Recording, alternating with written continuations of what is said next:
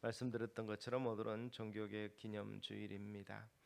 루터만이 한 것이 아니고 요한 칼빈 그리고 스윙글리 스위스에서 그리고 스코틀랜드의 요한 낙스라든지 그리고 독일의 베자라든지 기타 여러 믿음의 선진들 그리고 종교개혁에 참여하신 분들이 있습니다. 사실 그들이 슬로건을 내걸고 우리 종교개혁하자 이렇게 돼서 된 것이 아닙니다.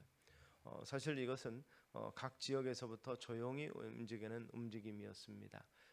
그동안의 로마 교황청의 전통적인 즉 교회가 말씀보다 우선에 있다는 그래서 이것은 그렇게 말하면 그거 아니지 않습니까? 라고 말할 수 있는데 왜냐하면 그들의 교리나 또 움직이는 체계를 보면 그렇게 결론이 날 수밖에 없습니다. 왜냐하면 그 당시 교직제가 있었고 신부들과 주교들과 대주교, 추기경들 그리고 맨 정점 위에 이 교황이 있고 이것은 그 시스템 자체가 그 당시 로마가 가지고 있었던 이 정복한 팍스 로마나를 이룬 로마의 통치 체계를 그대로 받아들인 것입니다. 그러므로 결국 이 대주교는 대주교가 있는 그 교구라는 개념은 식민지적인 개념을 가지고 있습니다. 그래서 로마 교황청이 정점이 되고 거기서부터 각 지역과 나라들에 있는 이 말하자면 직접적인 다스림이 있는 거죠. 그래서 그렇게 교구라는 개념이 성도들의 집합체적인 개념이 아니라 로마 교황청의 하부 조직처럼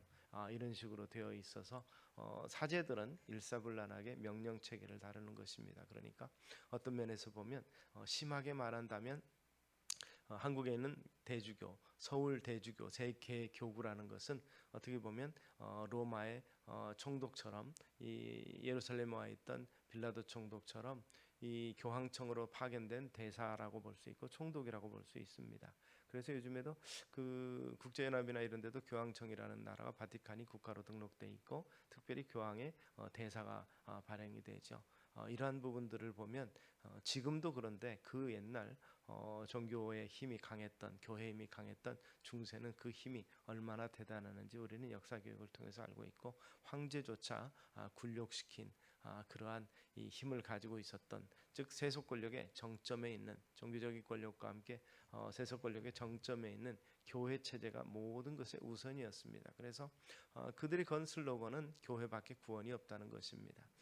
교회 안에는 구원이 있지만 교회 밖에는 구원이 없다. 언뜻 들을 때는 그럴듯한데 이 말은 그 교회는 카톨릭 교회 밖에는 구원이 없다라는 의미가 있는 것입니다. 그러니까 교회당 안에 사제가 있고 그리고 이 말씀을 선포하는 사제가 없고에 차라서 이 성소라고 표현하기도 하고 이 사제가 없는 예배당을 공소라고 표현합니다.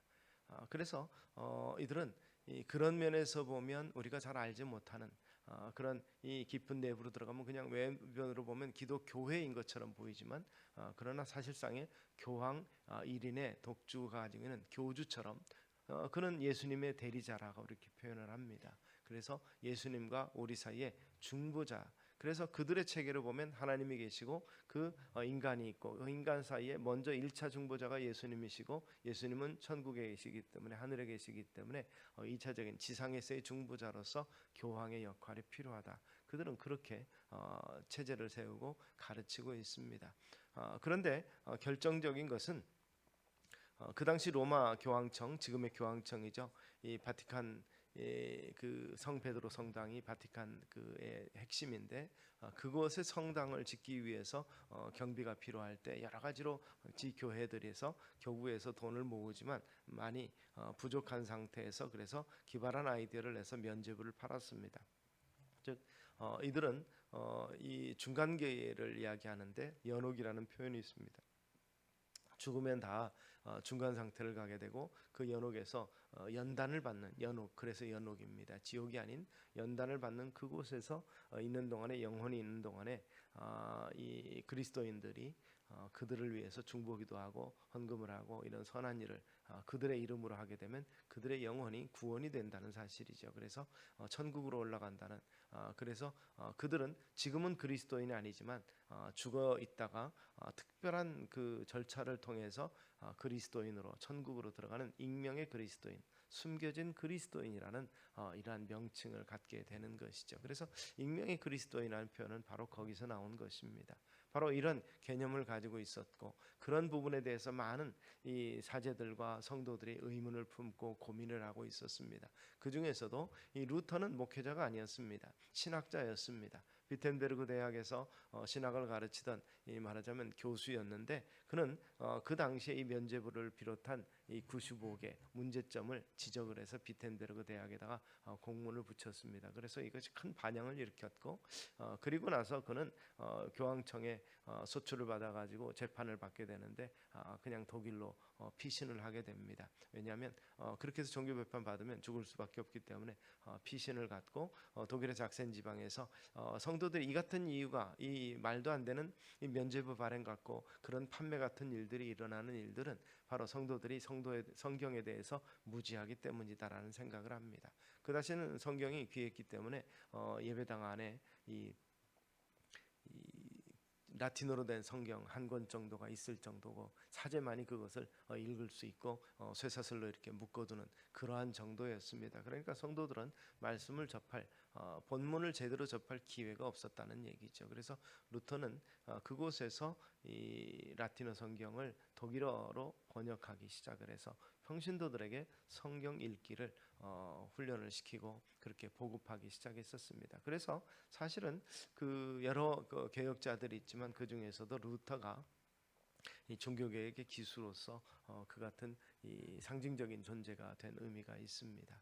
바로 이런 부분에 의해서 프랑스의 위그너라든지 스코틀랜드의 이 장로교회 그리고 스위스의 제네바에 있는 개혁교회 이런 교회들이 그리고 독일에 있는 회중교회들이 다 바로 개혁에 동참한 이러한 이 그룹들입니다. 그래서 교회가 교회답게 하는 일들을 위해서 힘썼던 사람들이 바로 개혁자들이고 그런 면에서 역사가 지나간 다음에 교황청의 이 세력이 시들해지면서부터 그리고 교회가 지교회의 힘이 강해지면서 성장하면서 종교개혁이 본격적으로 인정되기 시작하면서 교회는 이것을 종교개혁 기념이라 이렇게 생각을 하게 됩니다. 그런데 우리 개혁교회들을 이 전주교회에서는 프로테스탄트라 이렇게 부릅니다. 우리 교회를 프로테스탄트라고 부르는 이유는 그들의 이름을 지었습니다.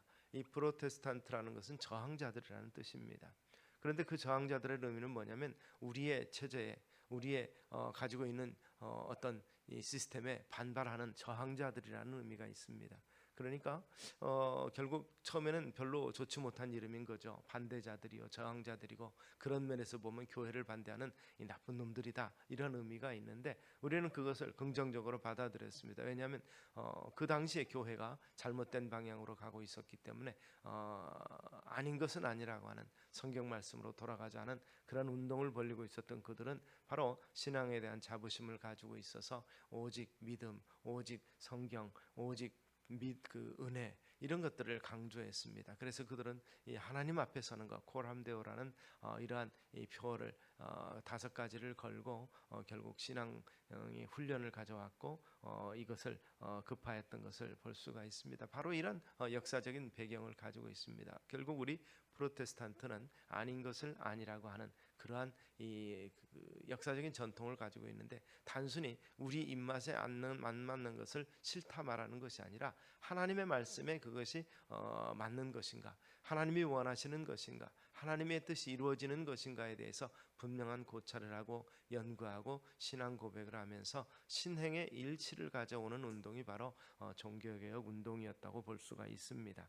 그래서 하나님의 말씀에 비추어 매사에 사사건건 저항하는 자들이다. 그들은 하나님의 말씀에 비추었다고 말하면서 우리 교회의 전통을 저항하는 자들이고 무너뜨리는 자들이라는 이름이 바로 우리 개혁 교회들입니다. 그런데 그러한 프로테스탄트를 우리는 우리 한글로 번역하고 그리고 한자로 번역할 때 개신교 그래서 새롭게 하는 개신교라는 의미를 가지고 있습니다.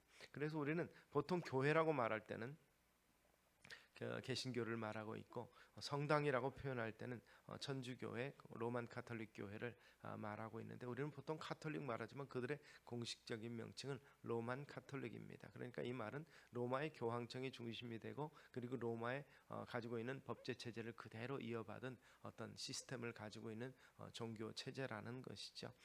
그런 면에서 볼 때 이 구교라고 표현되고 신교라고 표현되는 이것을 비난하기 위함이 아니라, 우리가 가지고 있는 성경 말씀에 대한 바른 해석과, 그리고 그것을 통한 신앙의 확장과 성숙과 하나님 나라 건설을 위해서 우리는 매진을 하되, 그래서 성부와 성자와 성령의 이름으로 삼위일체 이름으로 세례받은 천주교에서 영세받은 사람들을 우리는 이 성찬에 거부하지는 않습니다. 그래서 어떻게 보면 형제교회라고 말할 수 있는데, 그러나 그들이 돌이키고 말씀으로 돌아오는 것, 그래서 그들이 가지고 있었던 이 교회의 전통이 말씀보다 위에 있다는 그런 것들과, 이제는 좀 미신적인 역할로 지나간, 즉 마리아 숭배 사상이라든지 이런 것들에 대해서 우리가 좀 바로잡았으면 좋겠다는 의미를 가지고 그들도 회개하고 돌이키기를 우리는 소망하는 것이죠. 그런 면에서 우리의 정체성을 분명히 해야 될 줄로 믿습니다. 이 중세에 1517년 어간 전후에 있어서 이런 개혁자들의 움직임이 사실상 우리 개신교의 역사라고 볼 수 있는데, 사실 성경에 보면 그보다 더 훨씬 말씀에 입각해서 말씀을 중심해서 이 유대인들을, 말하자면 이스라엘을 개혁한 사람들이 있었습니다. 대부분의 많은 사람들은 하나님의 선지자라는 이름 하에서 이 잘못된 이스라엘의 역사와 왕들과 많은 사람들에게 깨우침을 주고 그들에게 경각심을 주고 하는 역사를 이루어 왔었습니다. 많은 선지자들이 바로 그러한 사람들이죠. 대부분의 많은 선지자들은 당시 기득권들에 의해서 핍박받는 사람들이었고, 죽은 사람들이었고, 그리고 감옥에 갇히고 매를 맞는 많은 고초를 겪었었습니다.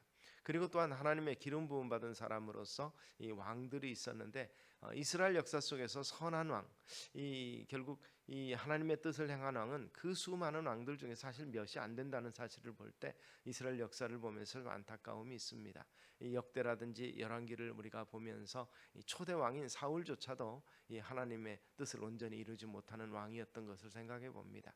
그러나 다윗을 중심해서 이 요시아 왕과 그리고 히스기야라든지 이런 몇몇 왕들은 이 조상의 뜻대로 하나님의 말씀대로 행한 사람이었다라는 이 평가를 받는 것을 우리가 볼 수 있습니다. 그 중에서도 오늘 본문은 바로 이 23장 전체가 다 요시아의 개혁에 관한 말씀이 나오고 있습니다. 그 당시에 성전이 있었고 성전에서 제사가 드려지고 있지만, 그러나 많은 경우 이 북이스라엘과 남유다가 갈라져 있는 상황 속에서 북쪽 이스라엘은 예루살렘에 와서 성전에서 예배드리지 않고 산당에서 예배를 드리고 있었고, 그리고 예루살렘에 있는 성전에서도 성전 안에 바알과 아세라의 선지자가 상주하고 있었다는 사실을 생각해 보면 안타까움이 있지 않습니까? 어느 정도인가 우리 현실에 대비해 생각해 보면 예배당 안에 부적이 붙어 있고, 예배당 안에 새벽기도에 한쪽에서는 새벽기도하고 있지만 한쪽에서는 정한수도 놓고 빌고 있는 모습이 있다고 생각해 보시기 바랍니다. 이건 말이 안 되는 이야기고, 어떻게 보면 끔찍한 우리의 정체성을 잃어버린 것 아닙니까? 사실 이것은 그들이 가지고 있는 이 가나안에 들어가면서부터 문제가 생겼던 것입니다. 원래 바알과 아세라는 가나안 종족의 종교였습니다. 그들이 그곳에 들어가서 그들을 다 몰아내지 못하고 그들과 함께 거주하면서부터 문제가 생기기 시작했는데, 그것은 바로 여호와 하나님을 이 온전히 섬기는 이스라엘 백성이 왜 바알을 받아들이게 됐는가? 여호와 하나님은 이 야훼 츠바오스라는 이름을 가지고 있어서 그들은 전쟁의 하나님으로 생각합니다. 그래서 그 땅에 정착하면서 그들은 교묘하게 그들을 미혹합니다. 이 하나님은 전쟁에 능하신 신이다, 그거 인정한다 이것입니다.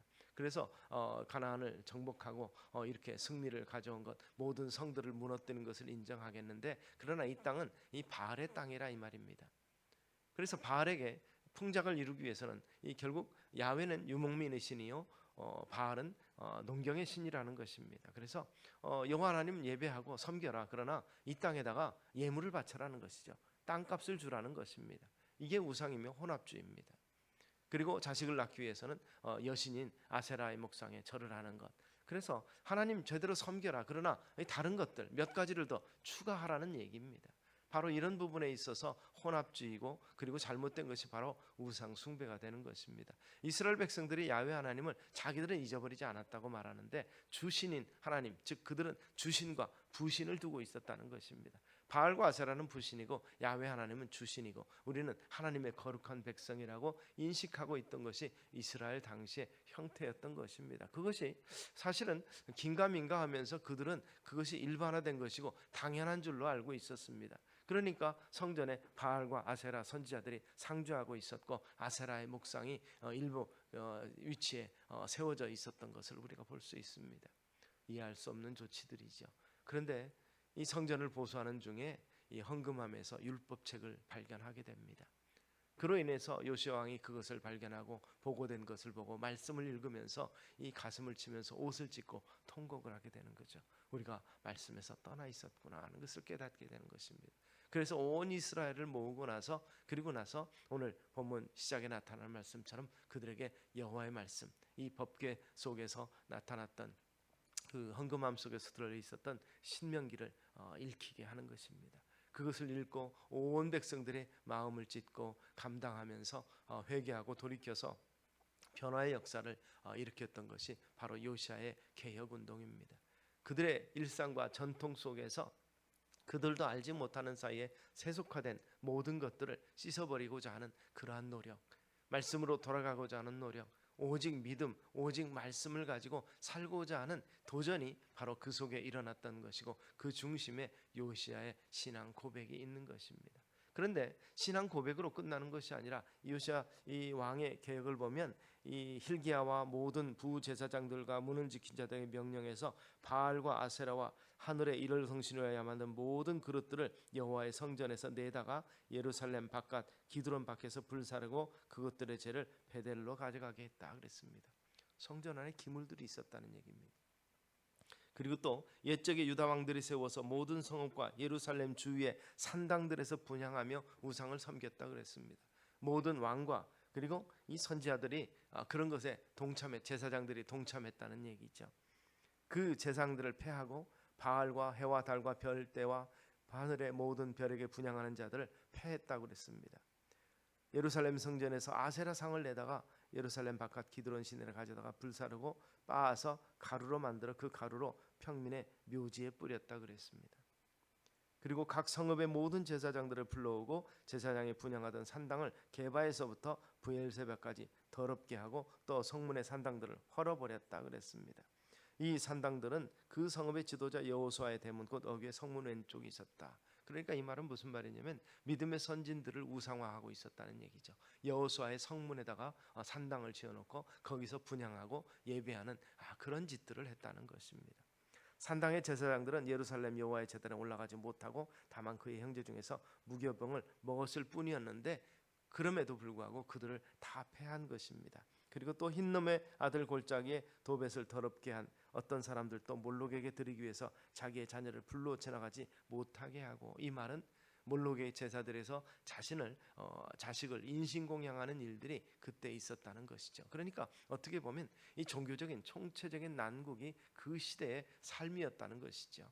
그런 상황에서 요시야는 바로 종교 개혁을 하고 유다 여러 왕이 아하스의 다락 지붕에 세운 제단들과 므낫세가 여호와의 성전 두 마당에 세운 제단들을 다 헐고 거기서 빻아내려서 그것들을 가루로 기드론 시내에 쏟아버렸다 이렇게 말합니다.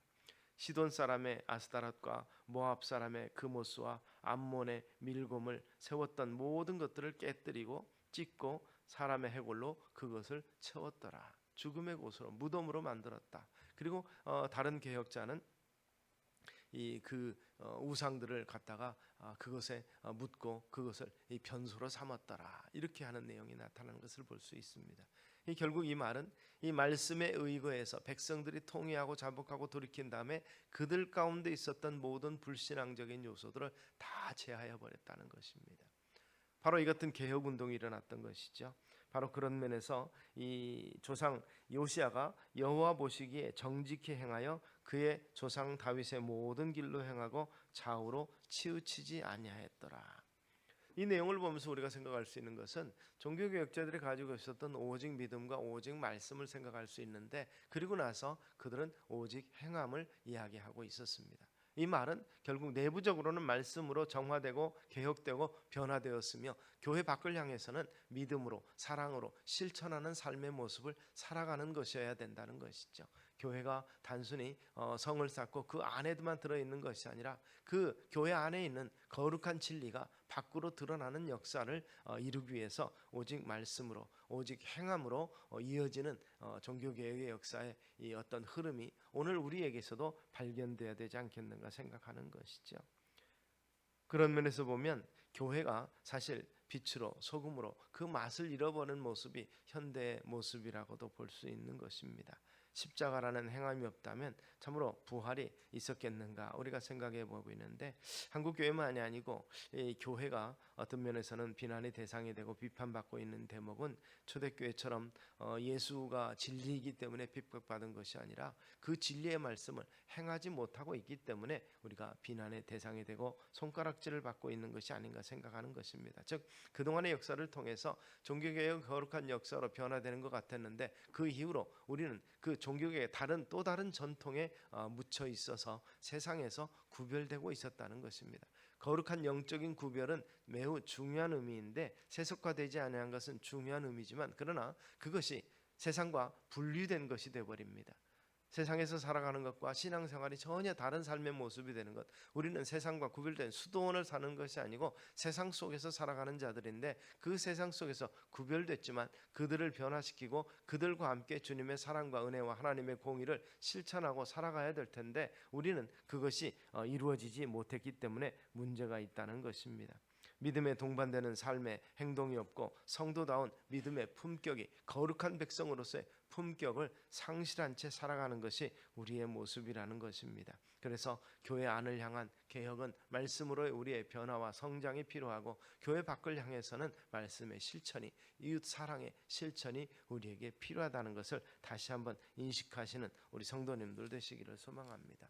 종교개혁을 우리가 기념하고 우리가 개혁교회라는 인식을 가지고 개신교회라는 이름 하에서 우리가 신앙생활을 한다면, 바로 이런 면에서 말씀으로 돌아가고 말씀의 실천이 생활화되는 거룩한 모습이 우리 속에 있어야 된다는 것입니다.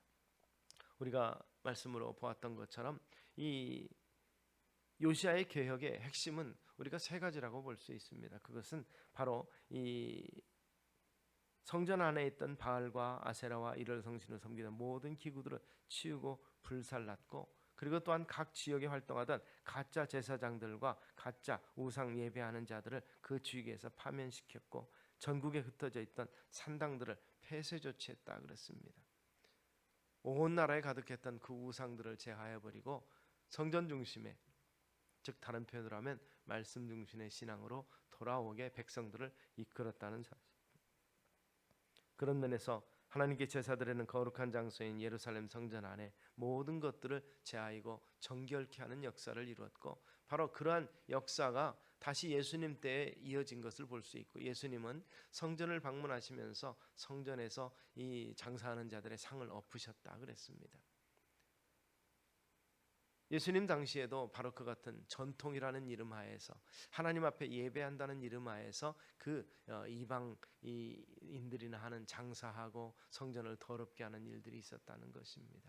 사실 그것도 보면 편의주의가 성전 안까지 들어온 것입니다. 성전에서 왜 환전을 해야 되고 왜 장사꾼들이 있었는가? 성전에 있는 장사꾼들은요, 양을 팔고 희생 제물을 파는 사람들이었고, 성전에 있는 환전상들은 그 당시 로마 제국 각국에서 흩어져 있던 유대인들이 돌아오면서 그들이 가지고 있던 화폐를 미리 바꾸지 못하고 성전 안에 들어와서 제물로 드려야 되는데, 그들은 받을 때 유대의 화폐만을 받았기 때문에 이 로마의 화폐와 이런 것들을 유대 화폐로 바꾸는 이 환전이 필요했던 것입니다.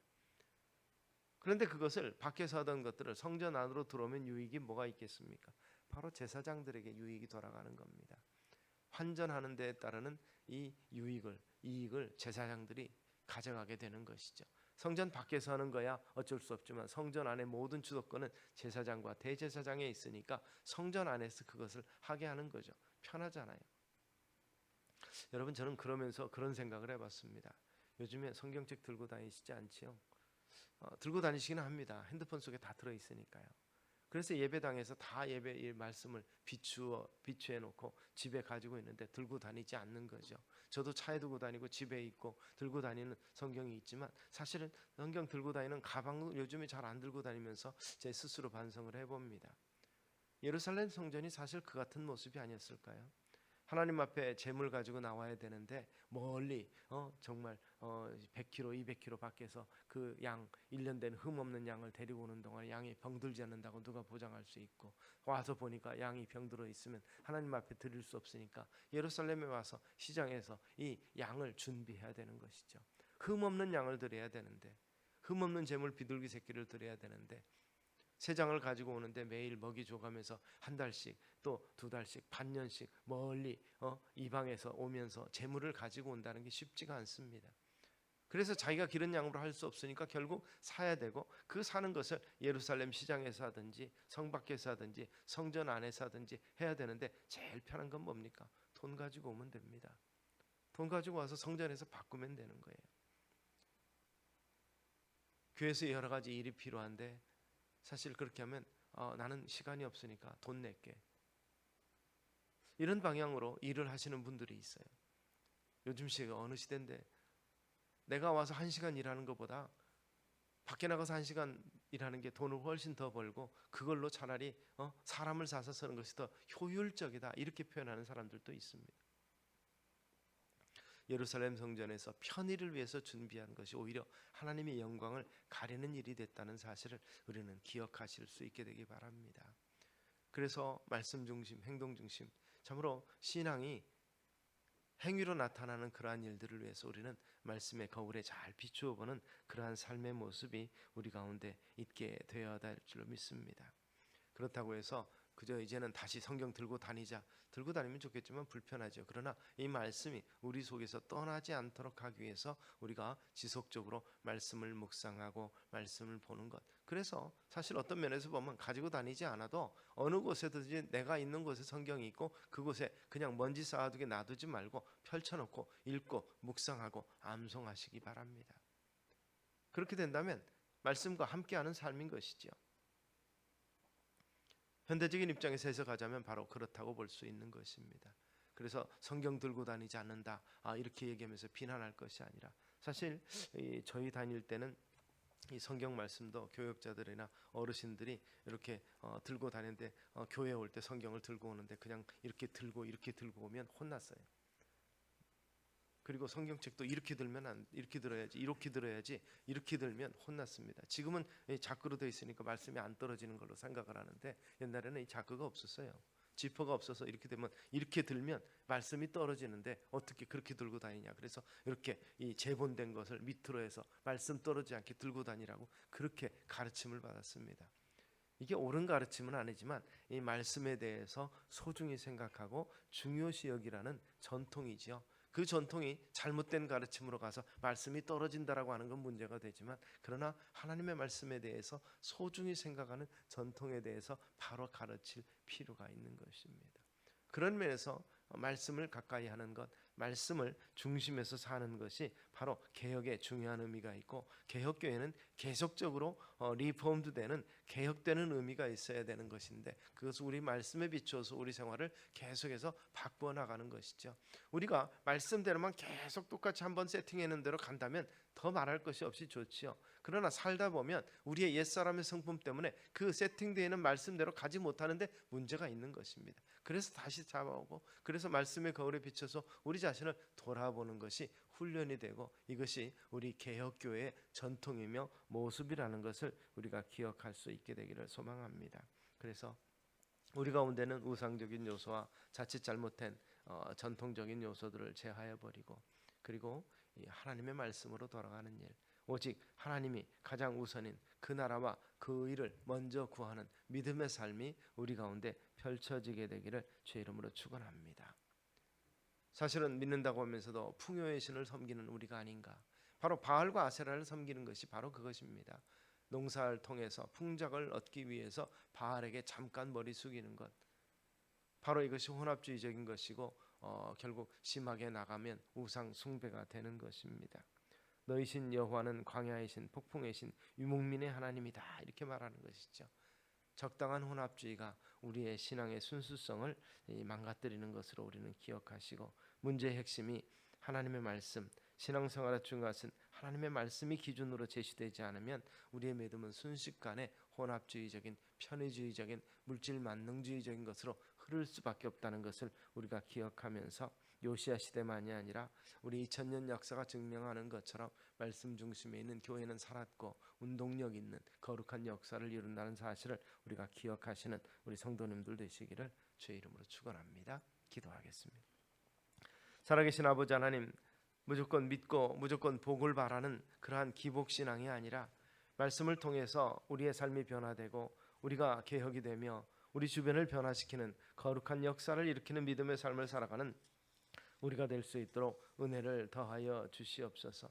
퓨전 시대요, 소비자 중심 시대에 소비자 입맛에 맞추는 모든 일들이 진행되는데 교회도 그와 같은 모습이 되지 아니하고 오직 하나님이 중심이 되고 말씀이 중심이 되며 하나님이 기뻐하시는 일이 우선시되는 그러한 가치관을 가진 우리 믿음의 삶이 이어지게 하여 주시옵소서. 안에서는 말씀으로 새롭게 되게 하시고 밖으로는 참으로 그리스도의 거룩한 사랑과 하나님의 공의를 실천하는 교회 모습 되기를 소망하옵고 예수님 이름으로 기도드리옵나이다. 아멘.